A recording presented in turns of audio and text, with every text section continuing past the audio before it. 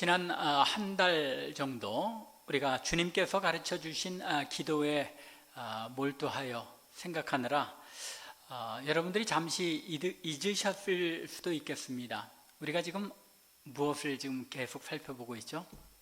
산상보훈, 마태복음 5장부터 7장에 걸친 주님의 귀한 보화와 같은 가르침을 살펴보고 있습니다. 5장에서 주님께서 하나님 나라의 의를 설명하시면서 후반부에서는 하나님의 백성들이 이 하나님 나라의 의를 가진 하나님의 백성들이 바리새인과 서기관보다 더 나은 의를 가지고 살아가는 것이 어떤 것인지를 5장에서 설명하셨습니다.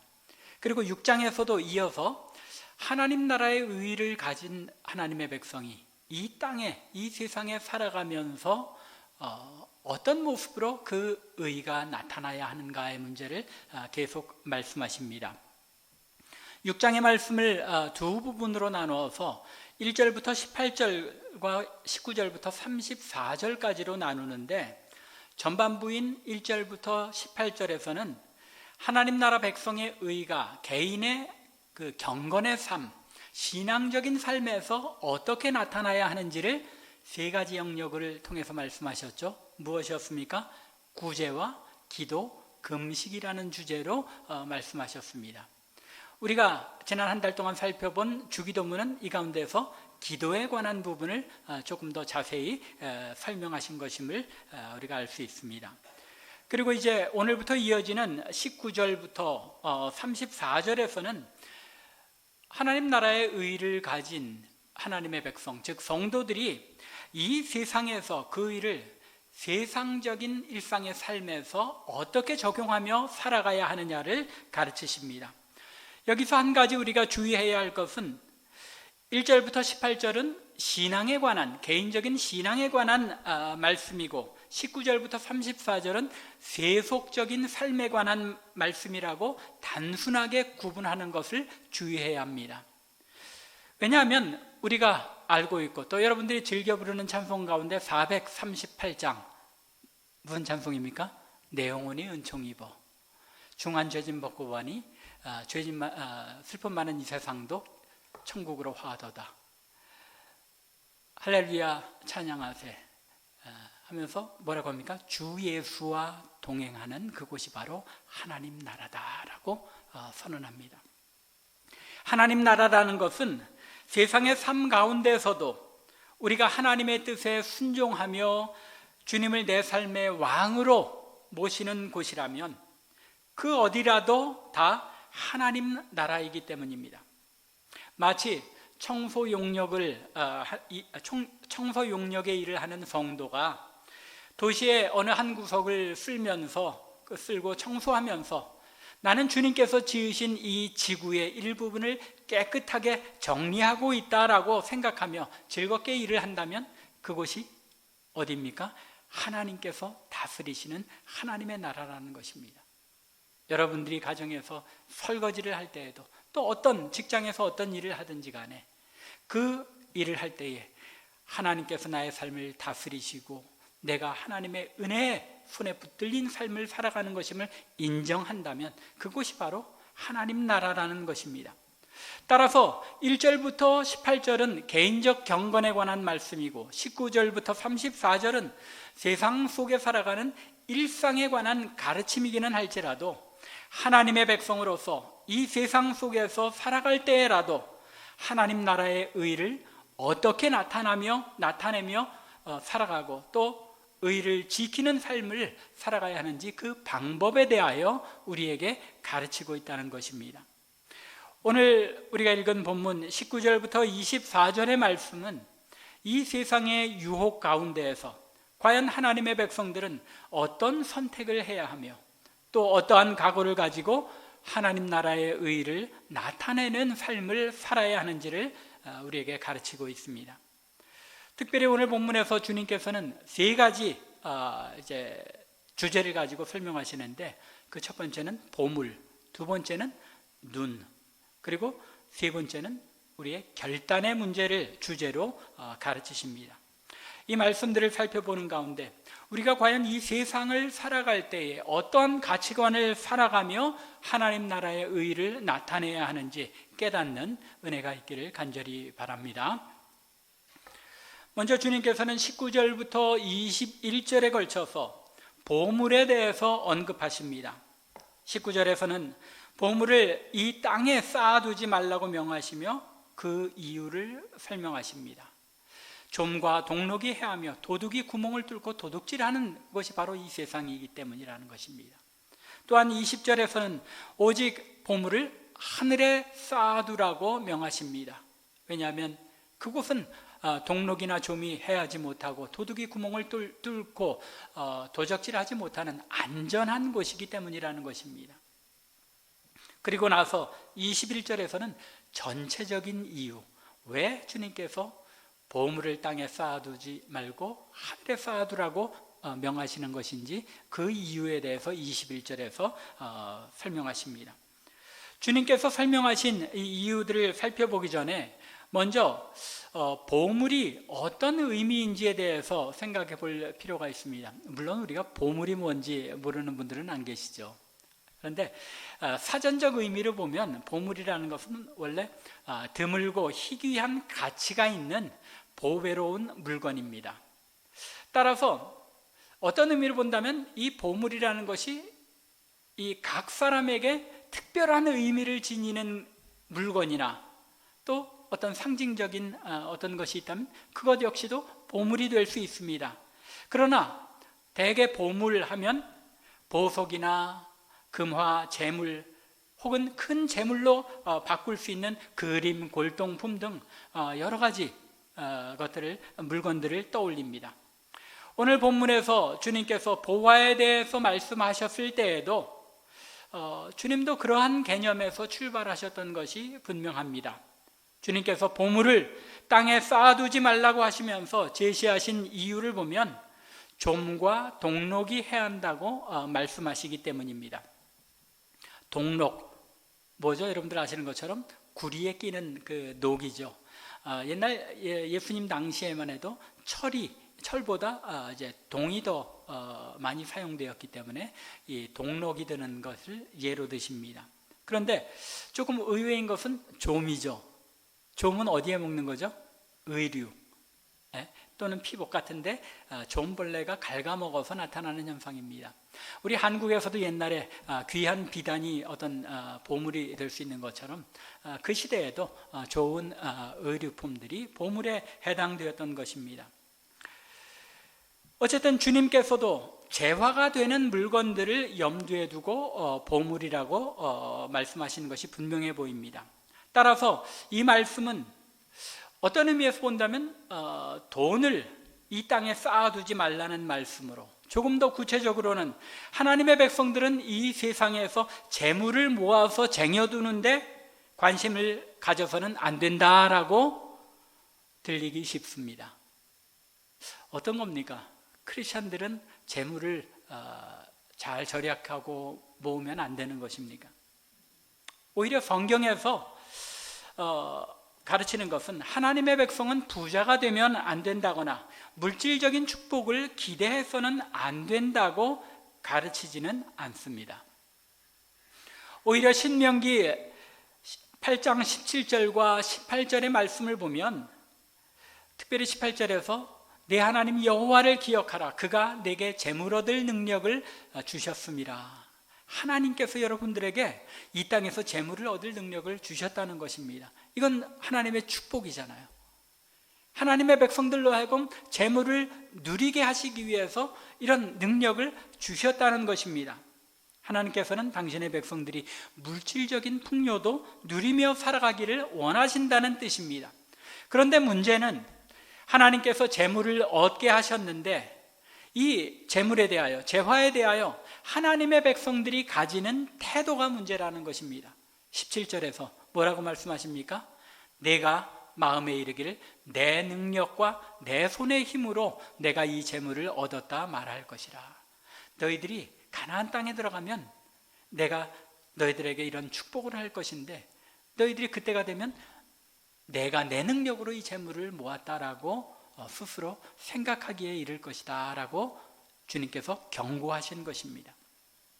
재물의 축복을 하나님께서 주신 것인데 사람들이, 특별히 오늘 본문의 말씀에 의하면 하나님의 백성들조차도 그것을 자신의 능력으로 얻은 것인 양 착각할 뿐만 아니라 그 재물에 대한 과도한 욕심에 빠져든다는 것입니다. 재물이나 보화 자체가 문제가 아니라 그것을 향한 우리의 마음이 문제라는 것입니다. 이러한 사실은 디모데전서 6장 10절에서도 9절과 10절에서도 분명하게 드러납니다. 10절을 보면 돈을 사랑함이 일만 악의 뿌리가 된다고 말씀합니다. 그래서 이것을 탐내는 자들은 미혹을 받아 믿음에서 떠나 많은 근심으로 자기를 찔렀다고 합니다.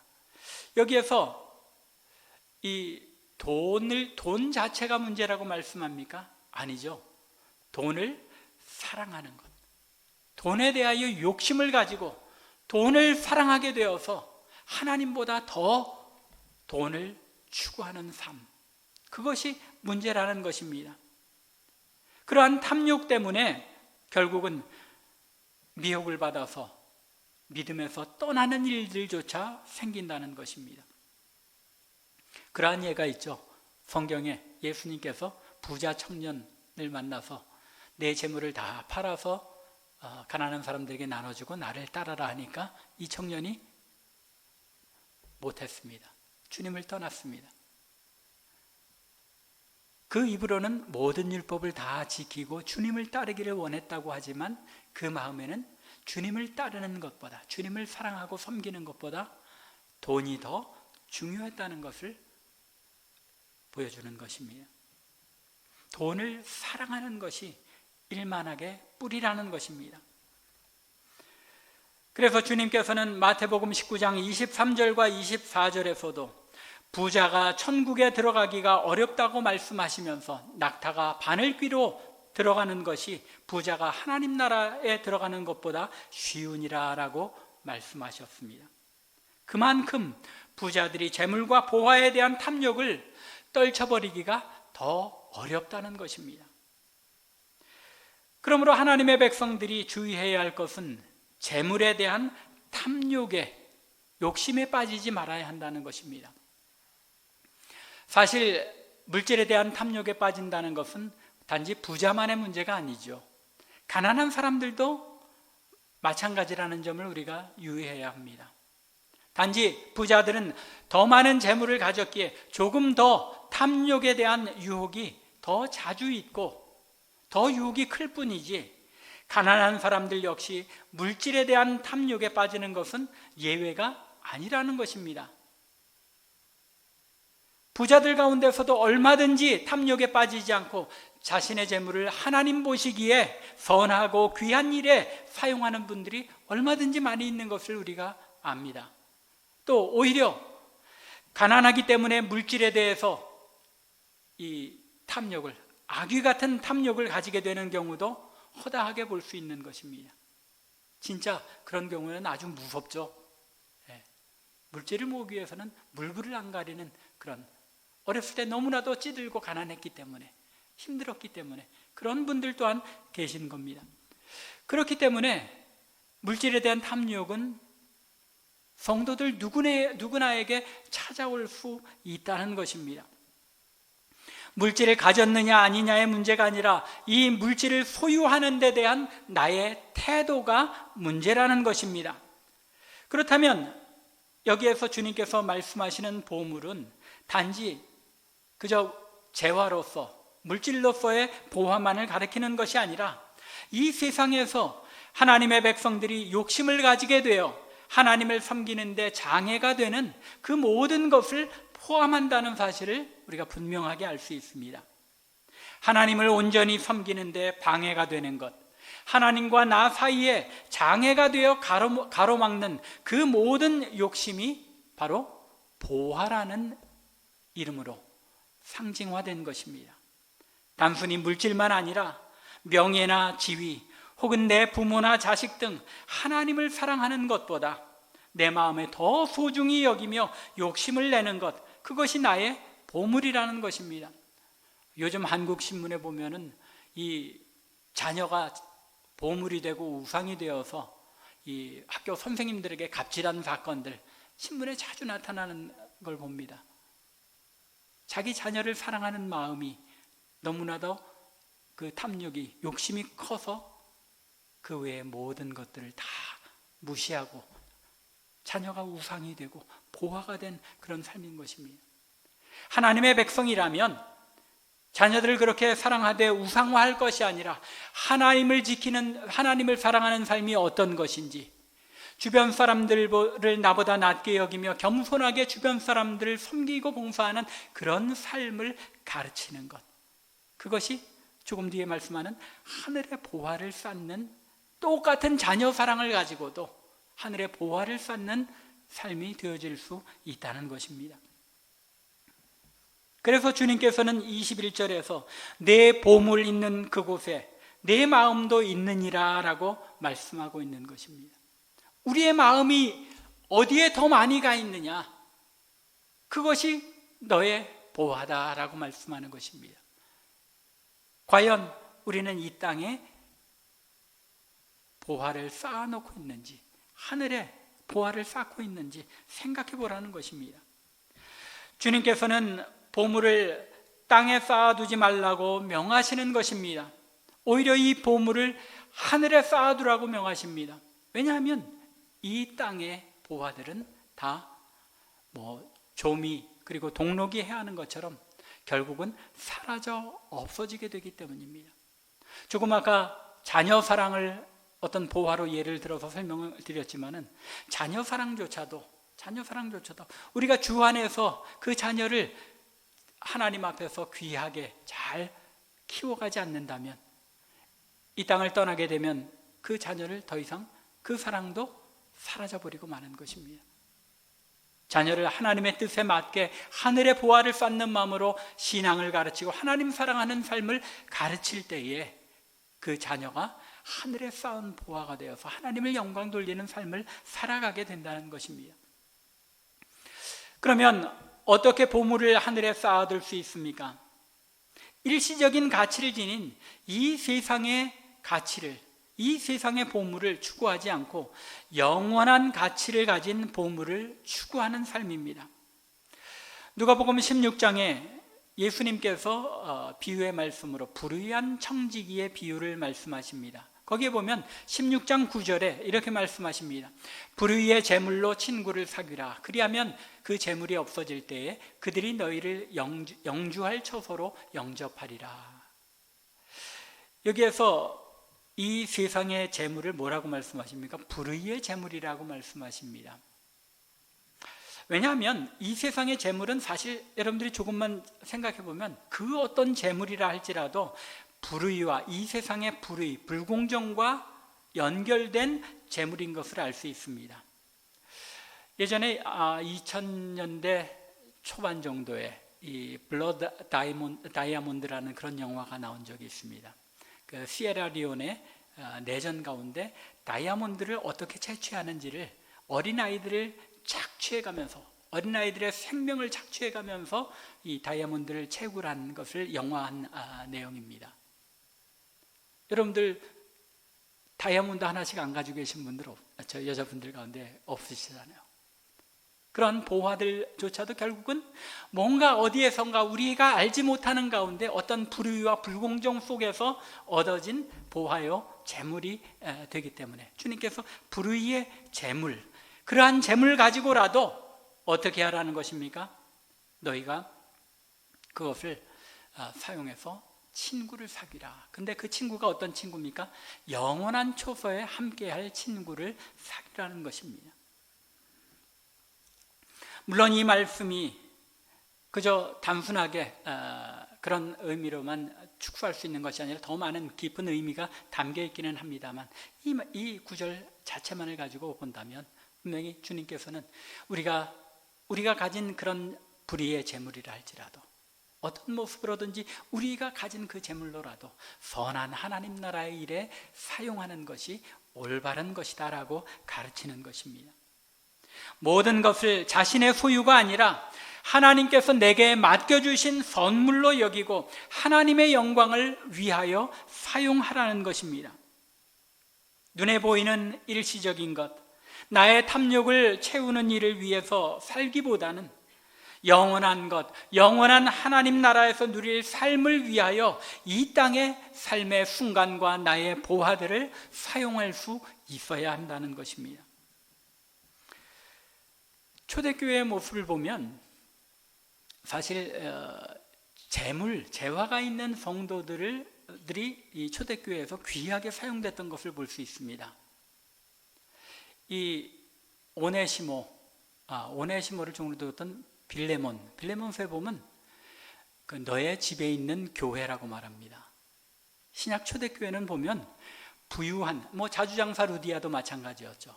부유한 성도들이 자기의 집과 재산을 내놓아 교회로 사용했던 것을 볼 수 있습니다. 그렇게 교회가 자라가고 성장했던 것을 볼 수 있습니다. 그런 귀하게 쓰임받은 그런 성도들 있다는 것입니다. 그렇게 우리는 우리가 가진 모든 것으로 영원한 것, 영원한 하나님 나라에 우리의 보화를 쌓아 놓아야 한다는 것입니다. 다시 한번 보물이 있는 그곳에 내 마음도 있다는 이 주님의 말씀을 기억하며 내 마음이 어디에 있는지, 나의 보물은 어디에 쌓아놓고 있는지 돌아보는 이 시간 될 수 있기를 바랍니다. 주님께서는 두 번째로 22절과 23절에서 눈에 관해서 말씀하시면서 눈은 몸의 등불과 같아서 눈이 성하면 온몸이 밝고 눈이 나쁘면 온몸이 어두울 것이라고 말씀하십니다. 주님께서 갑자기 보물 얘기를 하다가 눈 얘기를 왜 갑자기 하시는가? 이건 그냥 따로 떨어진 가르침인 모양이다라고 생각하기 쉽습니다. 그런데 사실은 연결되어 있는 말씀입니다. 누구라도 여기에 예수님께서 말씀하시는 이 눈이 인간의 눈을 가리키는 것이지만 상징적으로 마음의 관점을 가리키는 것을 알 수 있습니다. 예전에 제가 어렸을 때 그 얄개 시대라는 그 시리즈 영화가 있었습니다. 여러분들 가운데 혹시 연배가 높으시기 때문에 아마 그 영화들은 잘 모르실 수도 있는데, 거기에 보면 이 얄개라는 개구쟁이가 이제 자기 친구가 수업 시간에 엎드려서 잡니다. 책상에 엎드려서 안경을 벗고 자고 있는데, 그 안경 벗고 자고 있는 학생이 제가 기억하기로는 김정훈, 여러분들 잘 아는 그 도련님 김정훈인데, 그 안경에다가 매직으로 빨갛게 안경알을 다 칠해 놓습니다. 그래 놓고는 불이야 하고 소리를 지릅니다. 그러자 이 잠들었던 김정훈이 벌떡 일어나면서 안경을 찾아 썼는데 세상이 다 어떻게 봅니까? 시뻘겋게 보입니다. 시뻘겋게 보이는데 옆에서 친구들은 깔깔거리고 박장대소 하면서 박수치면서 웃는데, 이 김정훈이 보기에는 그게 어떻게 보입니까? 불 속에서 막 그냥 괴로워서 막 난리치는 모습으로 보이는 겁니다. 뭘 꼈기 때문에? 빨간 안경을 꼈기 때문에 그렇게 보인다는 것이죠. 이처럼 우리의 눈은 세상을 보는 창입니다. 영적으로 병든 눈의 관점으로, 세상적인 관점으로 보면 이 세상의 모든 것이 불만거리입니다. 하지만 맑고 건강한 하나님의 백성의 눈으로 본다면 이 세상은 하나님께서 통치하시며, 비록 고난이 함께할지라도 그 가운데 하나님께서 역사하시는 축복과 은혜의 삶인 것을 보며 감사할 수 있게 되는 것입니다. 주님께서는 하늘의 보물을 쌓을 수 있는 것은 누구만 할 수 있는 것이라고 말씀하는 것입니까? 건강한 눈, 성한 눈, 이 세상을 하나님 나라의 관점에서 바라볼 수 있는 사람만이 하늘의 보화를 쌓을 수 있다는 것을 가르치신 것입니다. 세상적인 가치관을 가지고 있는데 보물을 세상에 쌓아두지 않을 수 없다는 것입니다. 우리의 관점이 하나님 나라의 관점이 되지 못하면 결국 우리는 할 수 없이 이 세상에 우리의 보물을 쌓아두는 그런 존재가 될 수밖에 없다는 것입니다. 오직 하나님의 백성으로, 거듭난 하나님의 백성으로서 하나님 나라의 가치관을 가지고 이 세상을 바라볼 때만이 내가 가진 그 모든 보화를 하나님 나라의 보화를 쌓는 것으로 사용할 수 있게 된다는 것입니다. 이것이 바로 주님께서 눈이 나쁘면 온몸이 어둡고 눈이 성하면 온몸이 밝을 것이라고 말씀하신 이유입니다. 밝은 눈을 가진 우리 모두 되기를 바랍니다. 나쁜 눈, 어두운 눈을 가져서 아직도 이 세상의 관점으로 우리의 삶을 바라보며 살아가는 그런 어리석음이 없어야 한다는 것입니다. 거듭난 하나님의 백성답게 하나님 나라의 관점에서 나의 삶의 모든 것을 바라보며 하나님 앞에 감사하며 살아가는 저와 여러분들 될 수 있기를 주님의 이름으로 간절히 축원합니다. 이렇게 이제 보화와 보물과 눈에 대해서 말씀하신 후에 이제 24절에서 주님께서는 결단이라는 그런 주제로 이제 결론을 내리십니다. 한 사람이 두 주인을 섬기지 못할 것이니 24절이죠. 혹은 이를 미워하고 저를 사랑하거나 혹 이를 중히 여기고 저를 경히 여김이라. 어디다 무게를 두고 어디다 더 중심을 둘 수밖에 없는 것이 우리 인간이라는 것입니다. 너희가 하나님과 재물을 겸하여 섬기지 못하느니라. 주님께서는 우리 인간의 본성을 꿰뚫어 보고 말씀하십니다. 인간의 마음은 어느 하나를 더 소중히 여기고 다른 것을 더 경히 여길 수밖에 없는 그런 성향을 가지고 있어서 두 주인을 똑같은 위치로 섬길 수가 없다는 것입니다. 여러분들 중에 대부분이 제가 로이드 존스 목사님 참 좋아하고 존경하는 것 알고 계실 텐데, 그 목사님 설교집에는 이런 예화가 나옵니다. 어떤 농부가 참 신앙이 좋은 농부인데 자기가 가진 소가, 암소가 새끼를 낳았습니다. 흰 소와 붉은 소를 낳았는데 이 소 두 마리를 얻게 되자 이 사람이 감사하면서 그 아내에게 얘기합니다. 여보, 이 두 마리 중에 한 마리는 하나님께 우리가 바치자. 그러고 나서 시간이 흘러서 그 소들이 잘 자랐습니다. 그러다 붉은 소가 죽어버렸습니다. 그러자 이 사람이 아내에게 와서 여보, 어쩌면 좋아, 하나님의 소가 죽어버렸어. 더 이상 말씀 안 드려도 여러분들이 어떤 내용인지 잘 아시죠? 우리가 재물을 가지고 신앙 좋은 그 농부처럼 갈등을 할 수밖에 없는 것이 우리의 연약한 인간의 모습이라는 것입니다. 예수를 믿는다는 것은 하나님을 택하느냐 세상을 택하느냐의 문제이지, 세상도 택하며 하나님도 택하거나 재물도 택하고 하나님도 택할 수는 없다는 것입니다.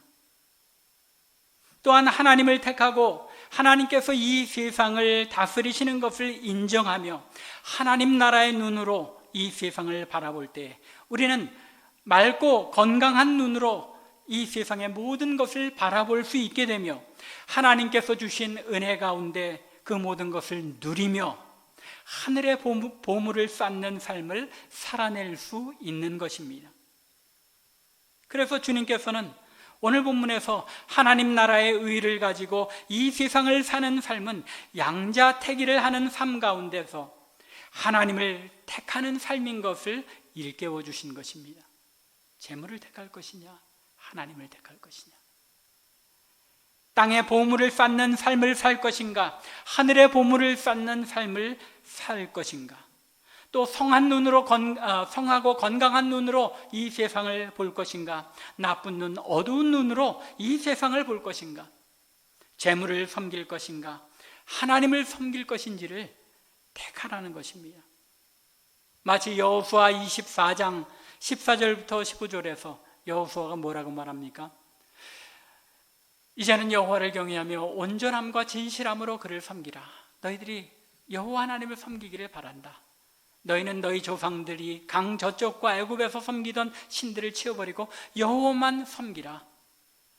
만일 여호와를 섬기는 것이 너희에게 좋지 않게 보이거든 너희 조상들이 강 저쪽에서 섬기던 신들이든지 또는 너희가 거주하는 땅에 있는 아모리 족속의 신들이든지 너희가 섬길 자를 오늘 택하라. 오직 나와 내 집은 여호와를 섬기겠노라. 예수님께서 오늘 본문 속에서 여러분들에게 이러한 결단을 촉구하시는 것입니다.